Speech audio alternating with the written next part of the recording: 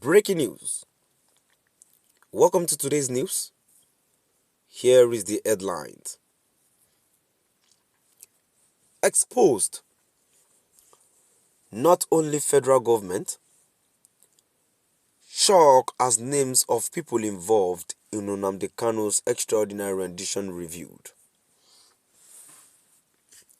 Exposed. Not only federal government, shock as names of people involved in Nnamdi Kanu's extraordinary rendition revealed. To my dear listeners, before I go into details, please do ensure you like, subscribe, and share.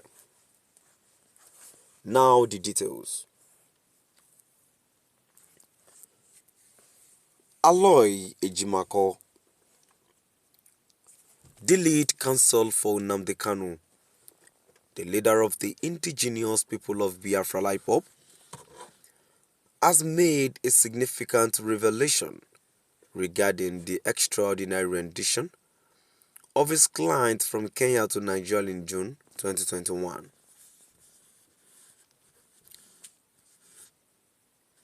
Ejimako identified two former top-ranking security officials as being vicariously responsible for Kanu's rendition.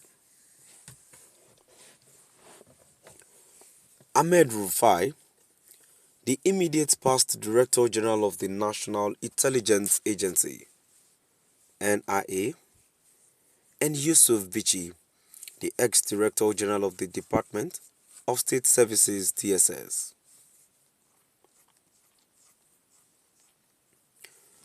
This disclosure is crucial in understanding the circumstances surrounding Kanu's rendition, which occurred after he fled Nigeria in 2017 following an invasion of his residence by the Nigerian army. Kanu had been living in exile in Kenya until his arrest and extraordinary rendition to Nigeria.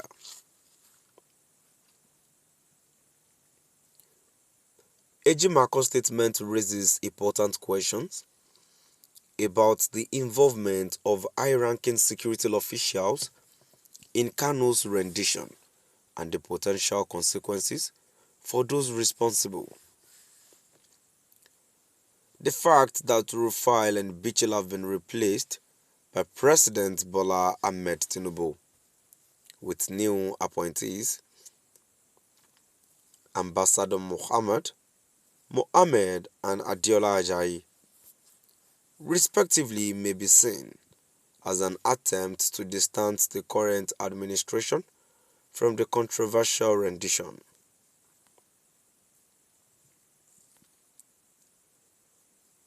However, Ejimako's revelation highlights the need for accountability and transparency in the actions of security officials, particularly in cases involving human rights violations and extraordinary rendition.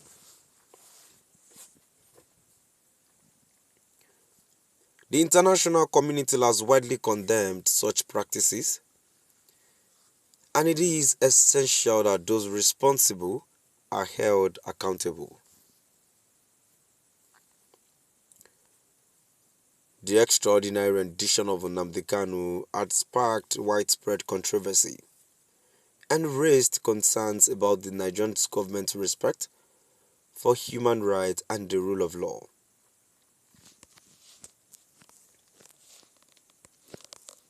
Ejimako's disclosure adds a new layer of complexity to the case, highlighting the involvement of high-ranking security officials and the potential consequences for those responsible. In conclusion, Aloy Ejimako's revelation regarding the involvement of Ahmed Rufai and Yusuf Bichi in Nnamdi Kanu's extraordinary rendition is a significant development in the case. It highlights the need for accountability and transparency in the actions of security officials and raises important questions about the Nigerian government's respect for human rights and the rule of law. To my dear listeners, now we've come to the end of our today's news.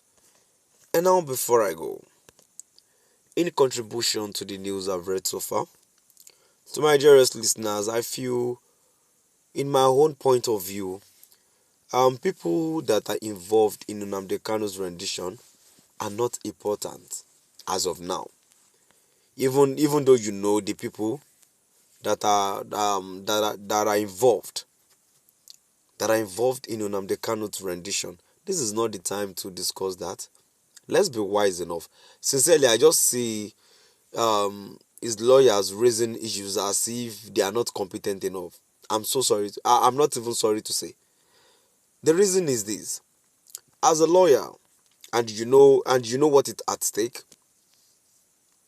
you should know the right steps to take, even if the government are not ready for dialogue. You coming online, speaking out publicly to tell us that these are to mention names, to be specific about people that are involved in Nnamdi Kanu's rendition is not necessary. Now that you've mentioned names, would that help the release of Nnamdi Kanu, or would that promote the primary assignment of the Biafrans?